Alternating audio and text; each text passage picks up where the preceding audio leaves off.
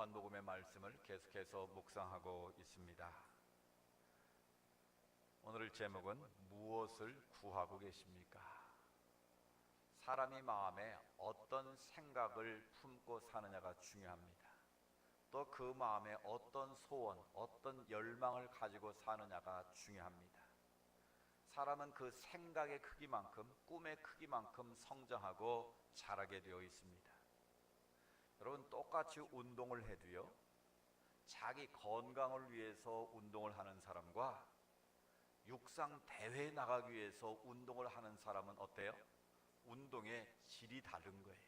운동의 양이 달라지는 거예요. 마찬가지입니다.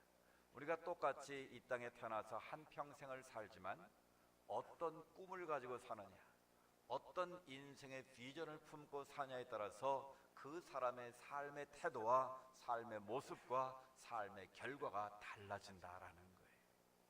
우리의 신앙생활도 마찬가지입니다.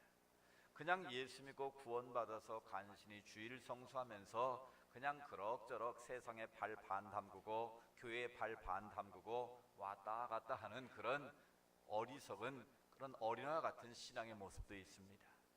그러나 주님의 부르심의 소명을 깨닫고 내 한평생 주님 앞에서 하나님의 기쁨이 되는 삶을 살겠다 결단하고 주님을 섬기는 자들도 있습니다. 어떤 태도를 가지고 교회를 섬기냐에 따라서 그 신앙의 질이 결정되는 거예요. 하나님이 주시는 그 축복의 분량이 달라질 수 있다라는 거예요. 그래서 오늘 우리는 하나님 앞에서 내가 가지고 있는 마음의 생각, 마음의 소원이 무엇인가를 한번 점검하는 시간 되기를 원합니다. 그리고 하나님 앞에서 내가 예수를 그리스도로 고백하는 주의 자녀로서 하나님의 나라와 하나님의 영광을 위해서 주님의 몸된 이 온누리 교회를 위해서 내가 어떤 자세로 하나님 앞에 무엇을 구하고 섬길 것인가를 다시 한번 점검해보고 우리의 마음의 각오를 새롭게 다지는 은혜의 시간 되기를 원합니다. 오늘 우리가 읽은 본문 요한복음의 말씀은 세례 요한이 예수님이 지나가시는 것을 보게 됐습니다.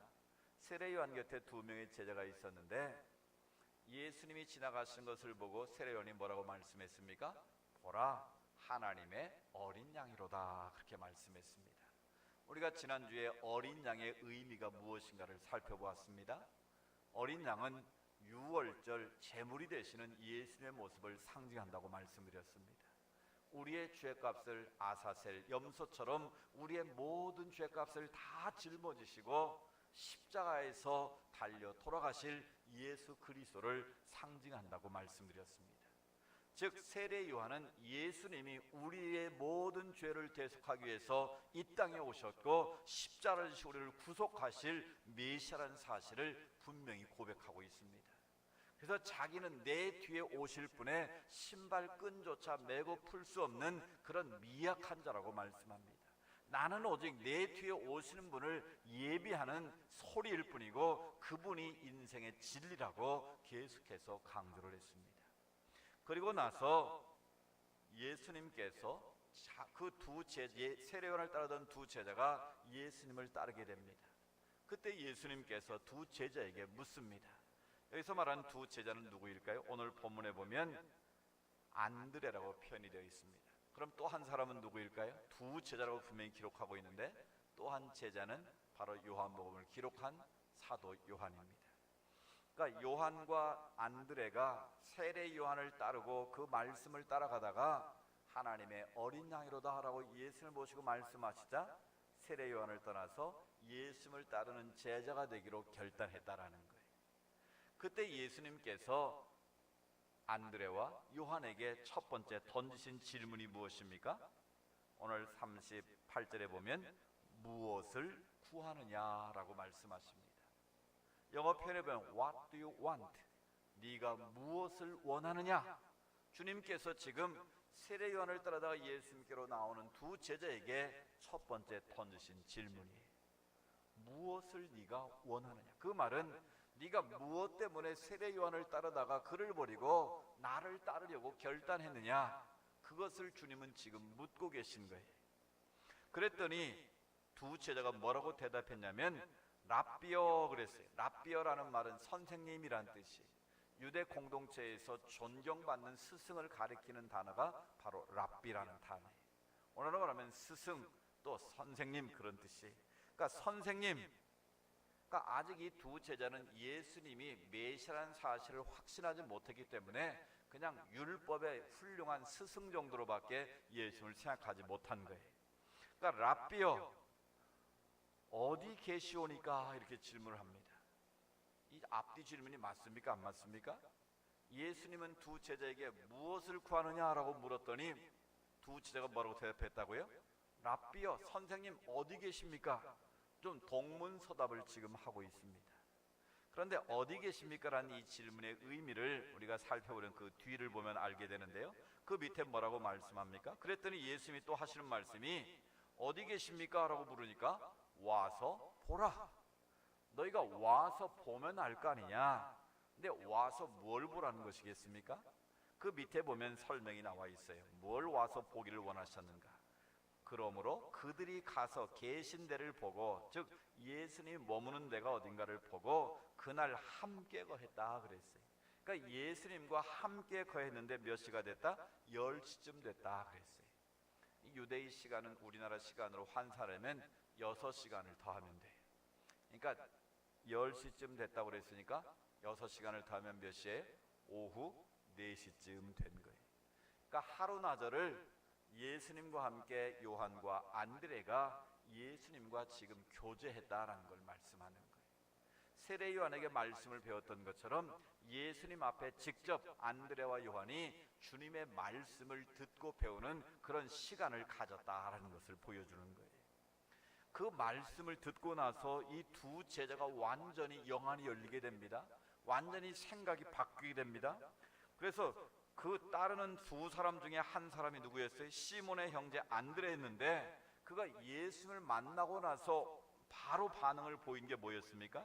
41절에 보면 자기 형제 시몬을 찾아서 말하되 뭐라고 말했어요? 우리가 메시아를 만났다 그랬어요.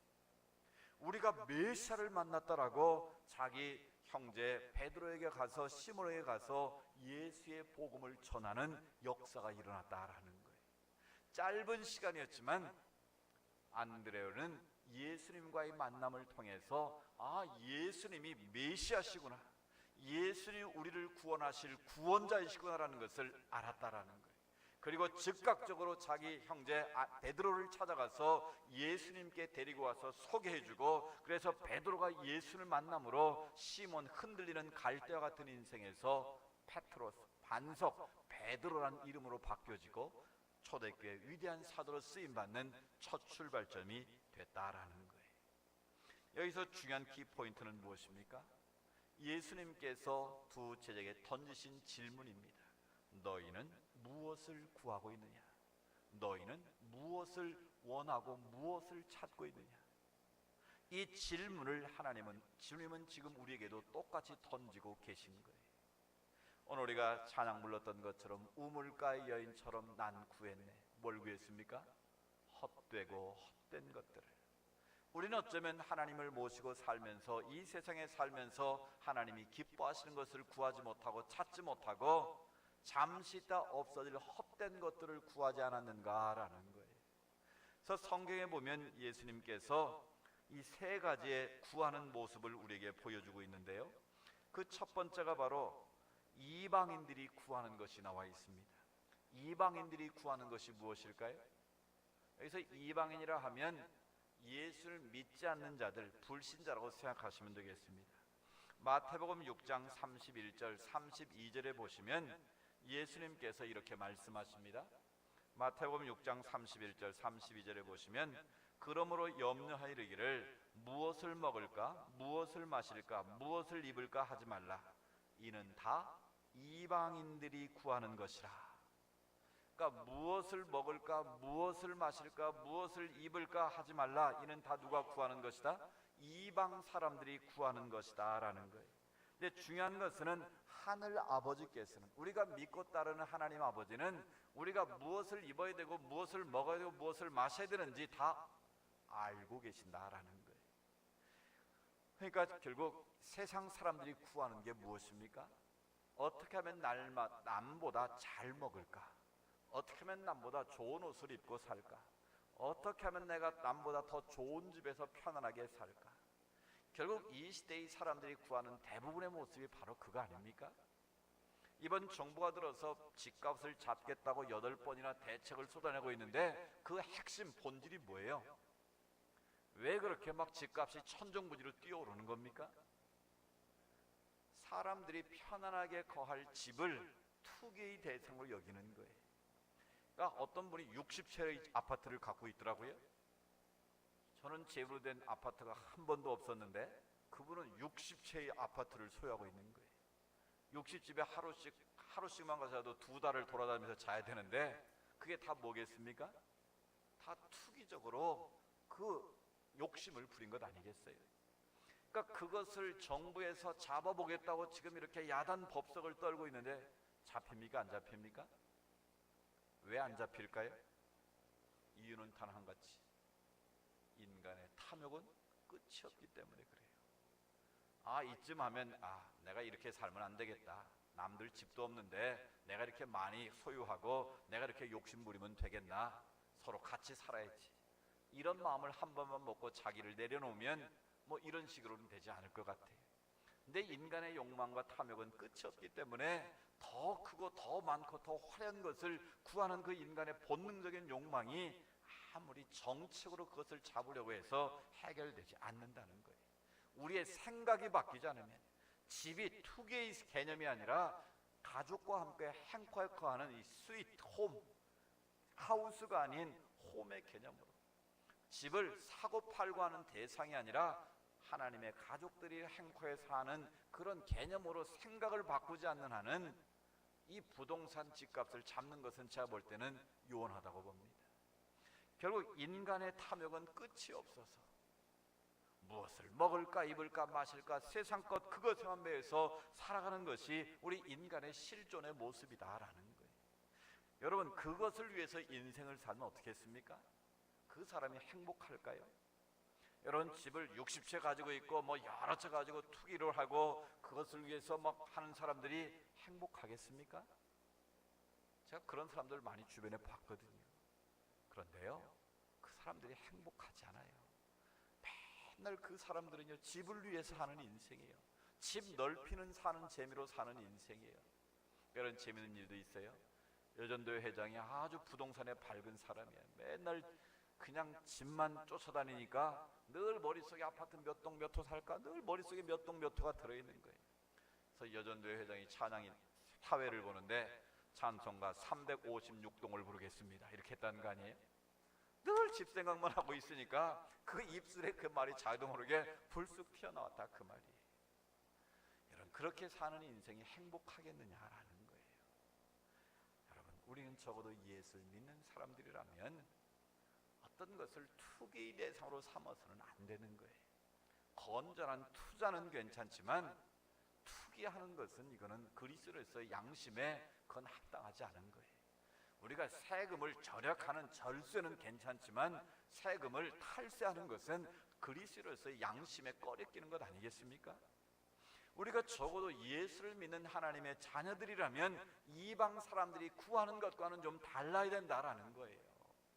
늘 무엇을 먹을까 마실까 입을까 눈에 보이는 그것만 매달려 산다면 그 인생이 하나님 보시기에 행복하겠느냐라는 거예요.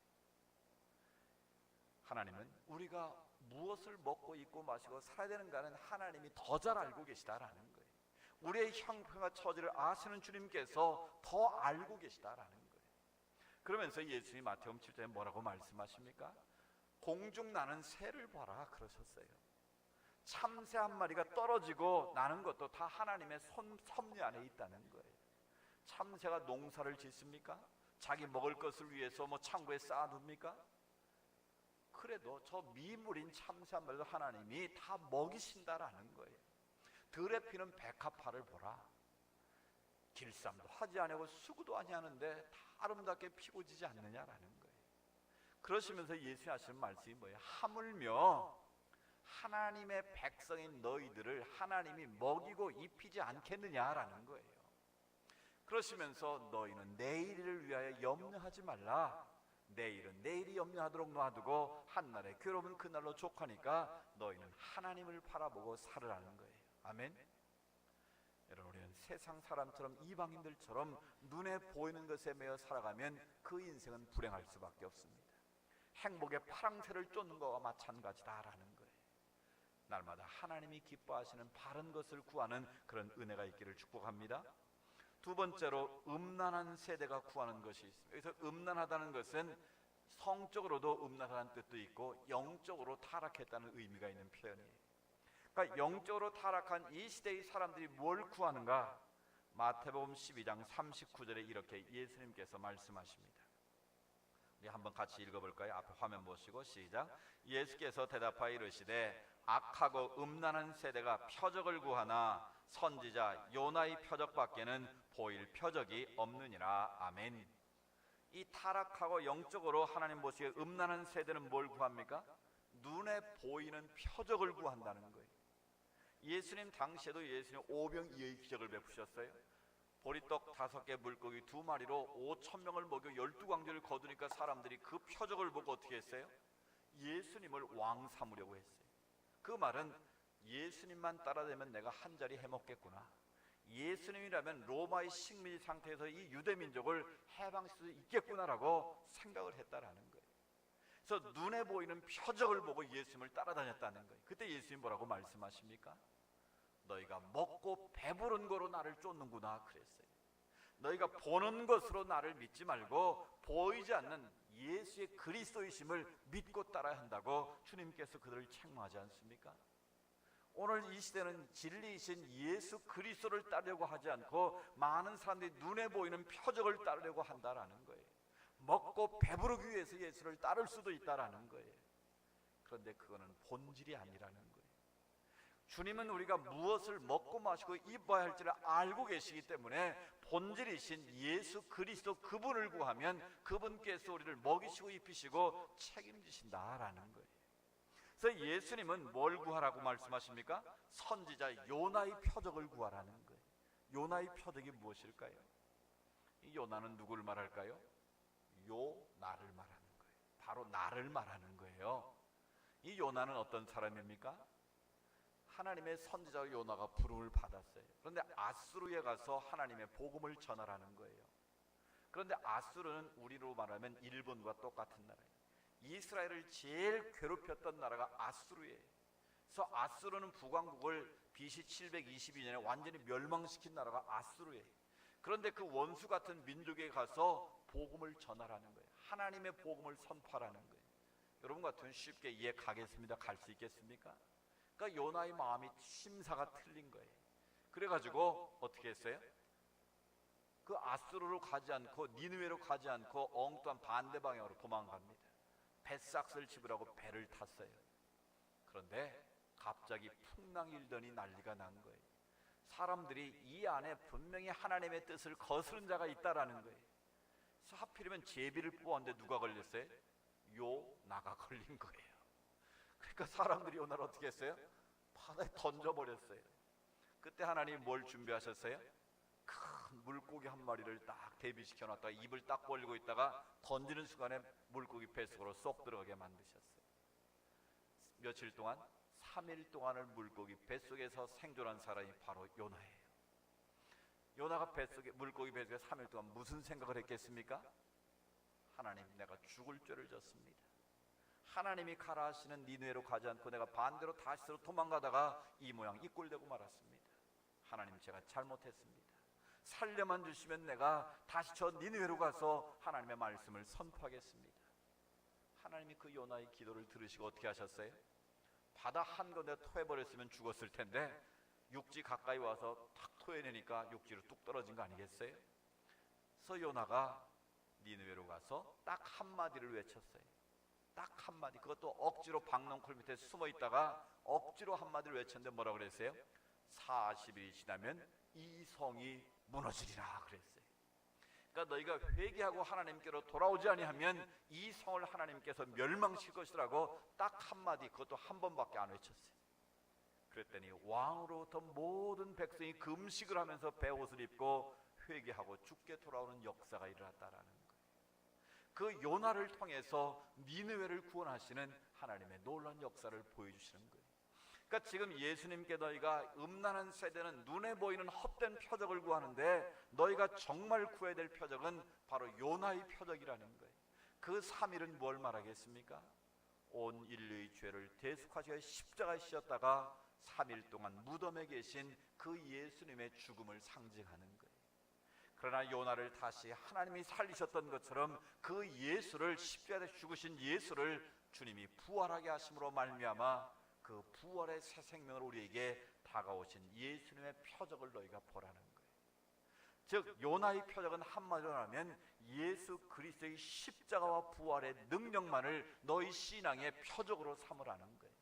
눈에 보이는 것, 헛된 것을 너희 인생의 목표로 삼고 그것을 구하는 인생 되지 말고 우리를 살리신 십자가의 구원의 표적을 너희가 믿고 다시 살리신 부활의 능력을 너희가 믿고 주님을 따르는 자가 되어야 한다라는 거예요. 오늘 우리가 구할 것은 오직 십자가인 줄로 믿습니다. 오직 그 부활의 능력인 줄로 믿습니다. 우리가 음란한 세대는 눈에 보이는 표적을 구하지만 적어도 예수를 믿는 우리들은 십자가와 부활의 표적을 구하고 그 부활의 능력으로 살아갈 때 우리는 이 세상에서 승리하게 될 줄로 믿습니다. 마저 우리가 진짜 구해야 될 것이 무엇일까요? 로마서 2장 7절에 말씀합니다. 참고 선을 행하여 영광과 존귀와 썩지 아니함을 구하는 자에게는 영생으로 하신다 말씀하십니다. 이방인들이 구하는 것, 그 다음에 음란한 세대가 구하는 것은 다 썩어 없어질 것들입니다. 잠깐 있다가 사라지는 것들일 뿐이라는 거예요. 그러나 우리가 진짜 구해야 할 것은 뭡니까? 하나님의 영광과 하나님의 존귀함을 구하라는 거예요. 하늘의 영광, 하늘의 존귀함을 위해서 너희가 그것을 위해 하나님 앞에 엎드려 구하라는 거예요. 또 고린도전서 4장 12절에 이렇게 말씀합니다. 그러므로 너희도 영적인 것을 사모하는 자인즉 교회의 덕을 세우기 위하여 그것이 풍성하기를 구하라. 아멘. 우리는 땅에 썩어질 것을 구하는 자가 아니라 영적인 하늘의 신령한 것을 구하는 자가 되라는 거예요. 하늘의 신령한 것을 구하는 것이 무엇인가? 우리가 섬기는 이 온누리 교회에 내가 어떻게 하면 덕을 세울 것인가를 하나님 앞에 구하라는 거예요. 내가 어떻게 하면 이 교회가 더 풍성하게 될 것인가를 구하라는 거예요. 즉 하나님께서 내게 섬기러 오신 이 온누리 재단을 위해서 내가 어떻게 섬길 것인가, 내가 무엇으로 이 교회를 더 풍성하게 만들 것인가, 그것을 하나님 앞에 날마다 구하라는 거예요. 그냥 왔다 갔다 하는 자가 아니라 이 교회의 덕을 세우고 이 교회가 풍성하기 위한 내가 어떠한 도구로 쓰임받을 것인가, 그것을 위해서 내게 필요한 것이 무엇인가 그것을 깨닫고 하나님께 구하라는 것입니다. 그리고 궁극적으로 우리가 구해야 될 것이 있습니다. 마태복음 6장 33절 말씀 우리 같이 한번 읽어봅니다. 시작. 너희는 먼저 그의 나라와 그의 의를 구하라. 그리하면 이 모든 것을 너희에게 더하시리라. 아멘. 우리가 앞에서 구했던 먹는 거, 입는 거, 마시는 거, 이 세상의 것들을 구하지 말라는 것은 아니에요. 우리가 그런 모든 것들이 우리가 생존하는데 필요한 것들이에요. 그런데 중요한 것은 우선순위가 중요하다라는 거예요. 먼저 뭘 구하라고요? 그의 나라와 그의 의를 구하라는 것입니다. 아멘. 우리가 의식주도 필요하고 세상 살아가는 데 필요한 많은 것들이 있지만 그것보다 먼저 우선순위가 중요한데 하나님의 나라와 하나님의 의를 구하라는 거예요. 하나님의 나라가 무엇입니까? 하나님이 통치하시고 다스리시는 나라를 의미하는 거예요. 그건 공간의 개념보다는 하나님의 통치의 개념인 거예요. 그러니까 예수님께서 하나님 나라가 무엇입니까? 어디 있습니까? 라고 물으니까 예수님께서 여기 있다 저기 있다 하지 말고 너희 안에 이미 하나님 나라가 임했다 말씀하셨어요. 즉 예수님이 이 땅에 오심과 함께 하나님의 나라 천국이 이미 이 땅에 이루어지고 있다라는 거예요. 아멘. 그래서 로마서 14장 10절에 보면 하나님의 나라는 먹는 것과 마시는 것에 있는 것이 아니라 오직 성령 안에서 의와 평강과 희락이다 말씀하셨어요. 즉 하나님의 나라는 하나님 우리를 통치하고 다스리심으로 말미암아 우리 안에 하나님의 샬롬 평강이 임하는 거예요. 그러니까 여러분 마음속에, 여러분의 가정 속에 하나님의 평화가 임했다면 이미 여러분의 가정이 뭐가 된 거예요? 하나님의 천국이 임한 거예요. 오늘 이 자리에 하나님 주시는 평화가 내 안에 있으면 오늘 이 예배의 자리가 바로 하나님 나라가 지금 이곳에 이루어지고 있는 거예요. 그리고 하나님 나라가 임하면 기쁨이 있어요. 지금까지는 늘 마음이 우울하고 슬펐는데 내가 예수를 믿고 하나님의 교회를 섬기고 말씀을 듣고 신앙생활하는 가운데 우울함이 사라지고 내 마음에 기쁨이 있고 감사가 있고 찬송이 넘치고 있다면 내 마음에 뭐가 이루어지고 있는 거예요? 천국이 이루어지고 있는 거예요. 따라서 하나님의 통치와 다스림이 여러분의 가정 가운데, 일터 가운데, 사업장 가운데, 우리가 섬기는 이 온누리 재단 가운데, 더 크게는 이 나라와 이 민족 가운데, 열방 가운데 하나님의 통치가 있기를 우리는 먼저 구해야 된다라는 거예요. 하나님의 통치와 다스림이 임하게 되면 하나님과 의로운 관계, 바른 관계가 이루어지고 의로운 삶을 추구하게 되고 기쁨이 충만하게 되고 하나님 주시는 평화가 우리 가운데 임하게 될 줄로 믿습니다. 바로 먼저 그것을 구하라는 거예요. 먹고 입고 마시는 눈에 보이는 표적을 구하지 말고 하나님과의 관계 속에서 하나님의 나라를 먼저 구하는 것이 가장 중요한 우리들이 구할 거다라는 거예요. 그래서 하나님의 나라와 의를 구하며 사는 인생 가운데 하나님이 복을 주세요. 열왕기상 3장에 보면 하나님 앞에 바르게 구했다가 최고의 복을 받은 한 사람이 등장합니다. 누구일까요? 바로 최고의 지혜자였던 솔로몬이에요. 솔로몬이 기본에서 1000번제를 드렸어요. 여기서 1000번제라는 것은 하루에 한 마리씩 소를 드렸다라는 의미도 있고 또 아침 저녁으로 드렸다는 얘기도 있고 뭐 다양한 학자들마다 해석이 다르지만 아무튼 1000마리의 소를 하나님 앞에 올려드렸다는 거예요. 여러분, 한 마리의 소를 잡아서 올려드린 것도 쉽지 않은 일인데 1000번의 하나님 앞에 제물을 드리면서 예배를 드렸다는 것은 엄청난 결단이에요. 엄청난 대가를 지불한 거예요. 그러니까 하나님이 그 예배를 기뻐 받으시고 솔로몬에게 나타나셔서 솔로몬아, 내가 너에게 무엇을 주기를 원하느냐, 무엇을 줄고 물었더니 솔로몬이 생각지도 않고 바로 대답을 했어요. 뭐라고 솔로몬이 고백을 했을까요? 솔로몬이 이렇게 하나님께 말합니다. 주께서 종으로 다윗을 대신해 왕이 되게 하셨사오니 종은 작은 아이라 출입할 줄 알지 못하고 백성의 수도 셀 수 없습니다. 그러므로 지혜로운 마음을 주셔서 재판하여 선악을 분별하게 해주십시오. 솔로몬은 자기는 하나님 앞에 작은 아이처럼 그 백성들을 다스릴 힘과 능력이 없다는 것을 고백했어요. 그래서 하나님, 이 백성이 나에게 재판을 받으러 올 때 무엇이 옳고 그름을 바르게 분별할 수 있는 지혜의 마음을 내게 주십시오라고 하나님 앞에 구했다는 거예요. 그러니까 솔로몬의 마음속에는 하나님 앞에 백성들을 바르게 다스리기를 원하는 열망이 있었다는 거예요. 소원이 있었다는 거예요. 그때 하나님이 뭐라고 말씀하시는가 하면, 그래, 자기를 위하여 수도 구하지 아니하고 부도 구하지 아니하며 원수의 생명을 멸하기도 구하지 아니하고, 그러니까 네가 오래 사는 것도 구할 수 있고 부귀영화를 구할 수도 있고 원수들과의 전쟁에서 승리하는 것도 구할 수 있었다라는 거예요. 이건 바로 우리들이 구하는 것 아닙니까? 그런데 솔로몬은 그런 것을 다 놔두고 우선순위를 어디에 뒀다는 거예요? 지혜를, 오직 송사를 듣고 분별하는 지혜를 구했다는 거예요. 즉 하나님의 백성들을 어떻게 하면 하나님의 통치와 다스림 가운데 살게 할 것인가에 대한 지혜를 구했다는 거예요. 그랬더니 하나님이 뭐라고 말씀하십니까? 네가 구하지 않은 부와 영광도 내가 주노니 내 평생의 열왕 중에 너와 같은 자가 없을 것이니라. 아멘. 하나님 마음에 합당한 것을 솔로몬이 구했더니 그가 구하지 않은 부와 귀와 수도 하나님이 덤으로 허락하셨고 열왕 가운데 솔로몬과 비교할 수 없을 만큼 탁월함을 주셨다라는 거예요. 그렇습니다. 우리가 무엇을 구하느냐가 이렇게 중요한 것입니다. 우리는 이방인들과 같은 눈에 보이는 것만 구하는 자들이 아닙니다. 음란한 세대가 구하는 표적을 구하는 자들도 아닙니다. 먼저 하나님의 나라와 하나님의 의를 구하고 내가 섬기는 이 온누리 재단을 위해서 내가 어떻게 하면 덕을 쌓을 것인가, 어떻게 하면 이 교회를 더 풍성하게 만들 것인가, 하나님 앞에서 우리가 기도하면서 하나님이 기뻐하시는 것을 구하게 되면 내가 필요한 모든 것은 하나님이 어떻게 하신다고요? 더하시리라. 먼저 그의 나라와 그의 일을 구하라. 그리하면 이 모든 것을 너희에게 더하여 주시리라. 아멘. 내가 미처 구하지 못한 것까지도 보너스로 주시는 하나님의 역사가 우리 가운데 임할 줄로 믿습니다.